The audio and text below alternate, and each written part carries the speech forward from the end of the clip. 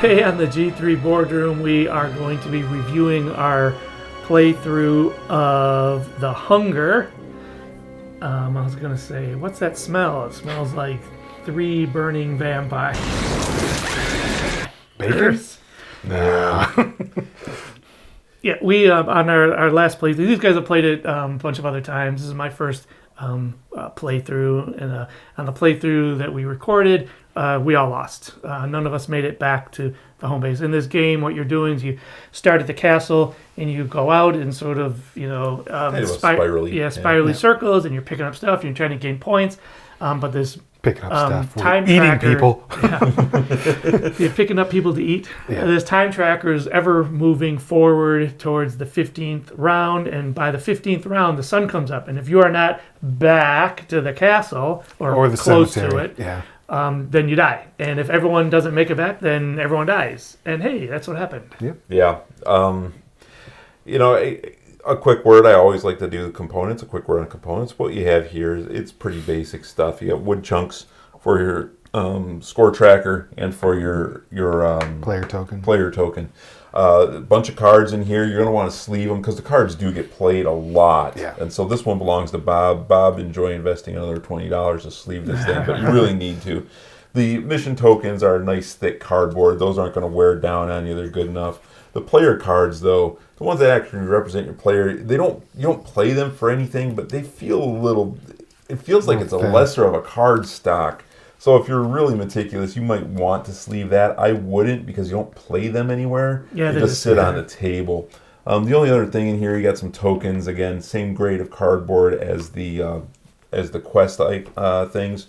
So those are pretty good too. This track is a nice, really thick cardboard. It's not going to wear down. The board is glossy. So with any type of overhead lighting, you might get glare. So our video you might catch some glare off of that. But no, I think the components are really good. I would just sleeve the cards here. The box does come with a sorting insert, and we checked it out. The cards will fit in there really nice, even when sleeved. So I think it's a nice quality. And then I'll do a quick thing on price. Right now on Renegade's website, you can get this game for, I think, $15-20. And so the price is right. The offering is pretty good. I think the value there is pretty nice. Go ahead, Bob. Or go ahead, Jay. I think the value is pretty good. The price is pretty good for the game. But, I think it fits in that price point. There's a lot of problems with this game that if this was a $100 game, would be... that'd be really bad. I mean, I guess for $15. One thing I don't like is that you have a very dense score tracker, and there's no insets. So, these things are going to be moving around. You might lose your spot. I'm pretty sure I gave you an extra point. Yeah. So, it doesn't matter. Oh, hey, I love this game now. It didn't matter. You're down here. I'm not sure how I feel about like I said, you guys played this game a bunch. This is my first time. I'm not sure how I feel about the everyone can lose.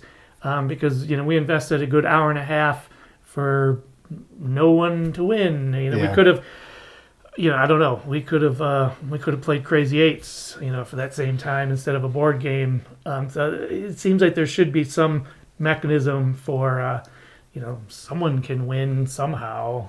Okay, I'm with you on that. I like that aspect of it, that everyone can lose, and the reason why is we all pushed our luck. We all went too far, or we all encountered the wrong piece of luck at the wrong time. And I think there's humor in that we all lost. Now, what we could say, if it pleased the court, that since Bob's corpse is the closest to the castle, I suppose Bob lost the least. Lost the least. So when we were playing the game, you guys were way out ahead of me. I was the closest to the castle, and I decided, I'm going to turn around. It wasn't because I was worried about the timer running out. Like I said, I'm just trying to feel my way through the game. I just wanted to do a short-term gain, and I happened to be going back to the castle. And even with that, I was the farthest away from the castle. Yeah. But right after you turned around, you got the thing that said, go 4 spaces away from the castle. So you turned around. We both thought you were heading back, and we made fun of you. Watch the video. We made fun of you for it. But then, right after it was move 4 spaces away. So it's like, dang. It's like, as soon as he tried to turn around, he got thrown back. I was going to make a comment that there's a lot of different ways for scoring in the game, which is what I like. But as far as talking about getting back, in the first playthrough, I don't think I ever even came close to the forest. Yeah. This time I thought, hey, I could get up there, but then I'm not sure if there's that much value with the roses.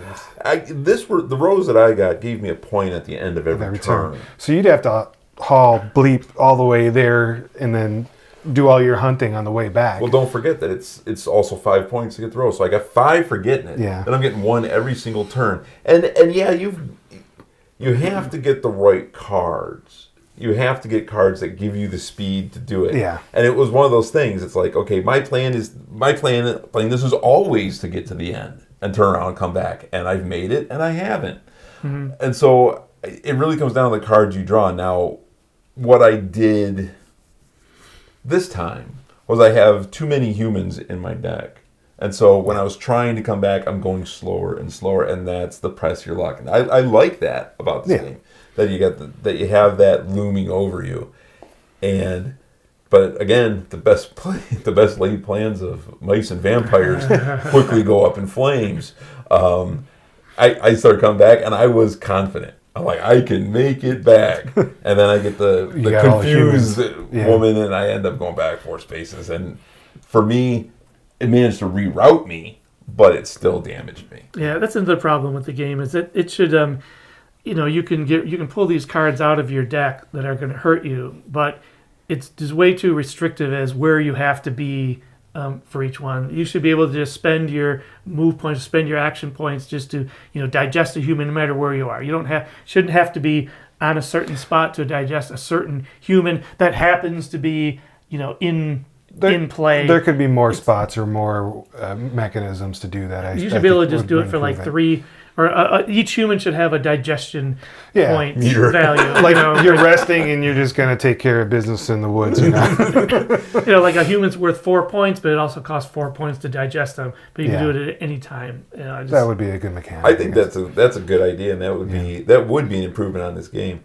I like this game as is, but if it, you guys came up with it together. If there was a mechanism in place that said, okay, I can spend 3 actions to get rid of this card, that would be really good. Because, think about it, in our playthrough, or in the playthroughs we've played in the past, how many cards are you really dropping off? I got rid of 2. Bob got rid of 1. Did you get rid of any? No. And mine I didn't even stop off. It was an action. Yours was an action, right? Yeah. And so that could be a little bit better. I think. I think you're right on that. If I get a wound in Legendary. If I get a wound in Legendary, I was giving you a second to come up with it. it's one of a huge stack of cards that I have in my hand, and this one you're basically, I don't know. You start with 7. 50, 60% of my cards are like 0 movement. So that's. Well, you should have done better getting rid of them. But that's where you have to be more specific in your hunting. You can't just. I unfortunately had one that was -1 movement. Yeah. She came up twice. That was pretty funny at the end of the game. So. But I admit that. Like I said, I haven't memorized all those cards. So I had no idea which ones were good and which ones I strategically should have been taking instead of the ones I did. So, and I guess there's that too. I think it's pretty well balanced.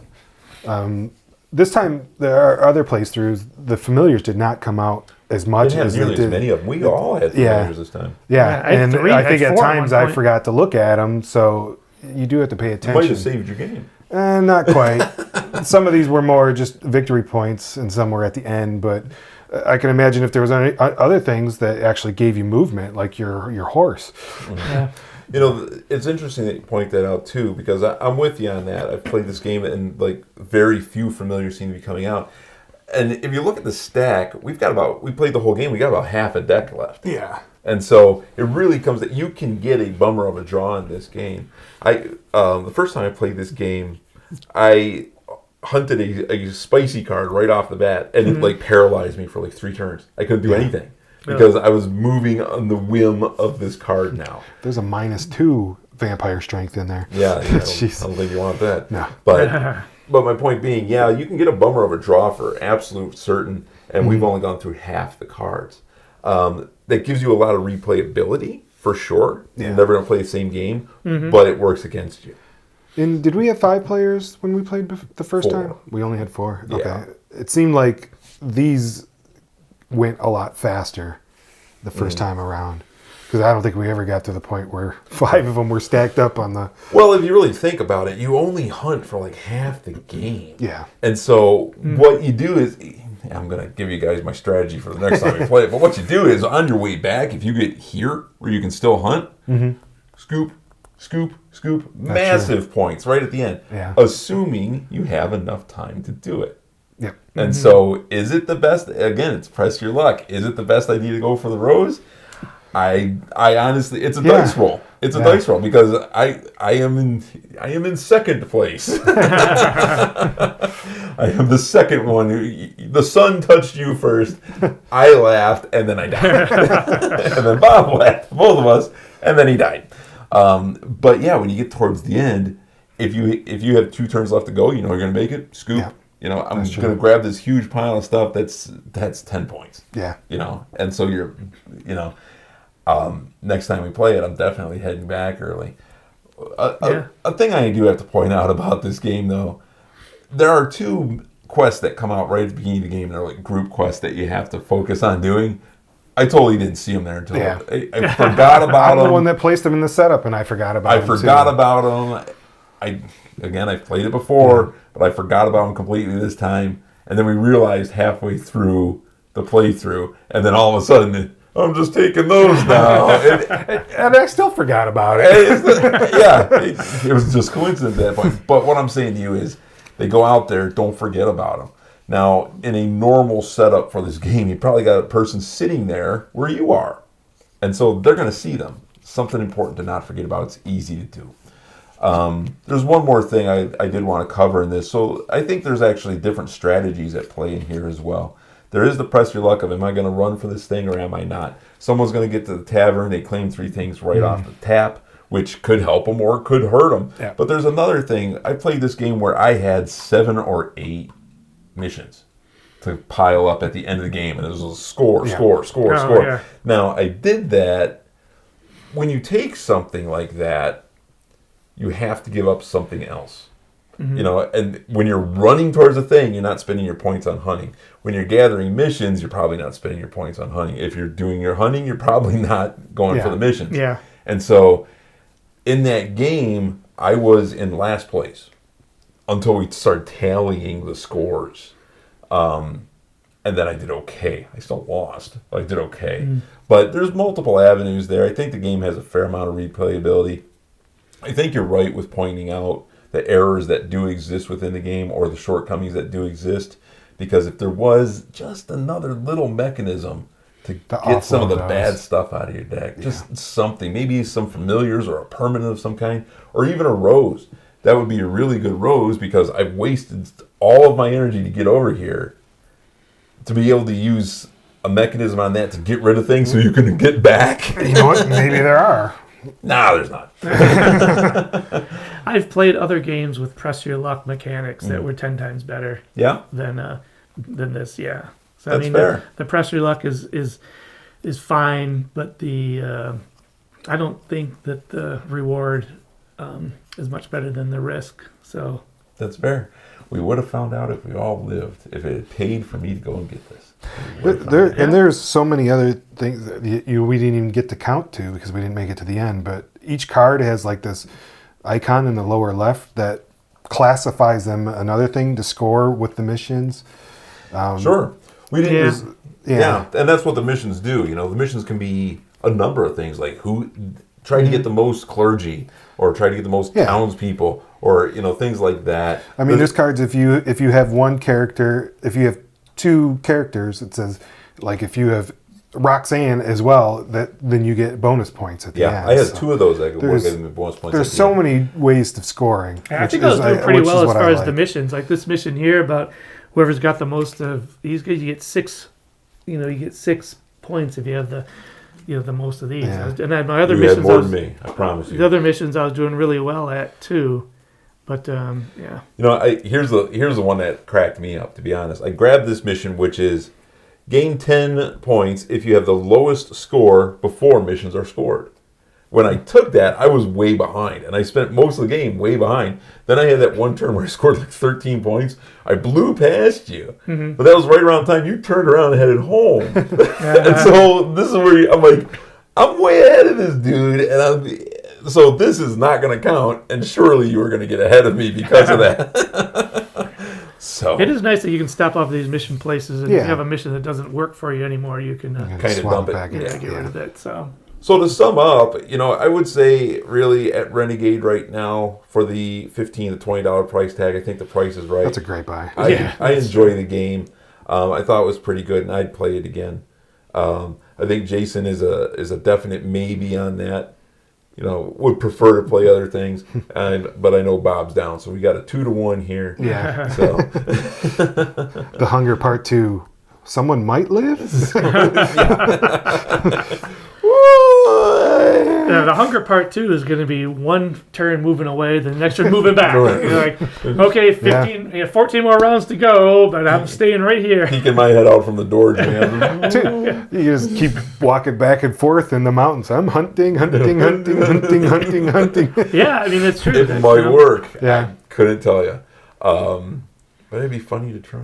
Yeah. So Although I think one of the other players said one of his relatives was playing the game, and all she did was just go back and forth in the plains. yeah.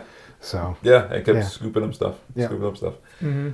Well, all right. Well, that's the hunger, and now I'm hungry. yeah, Feed me. If you enjoyed this video, go ahead and hit that subscribe or hit that like, comment if you ever played this game, or what your favorite push to your luck game is.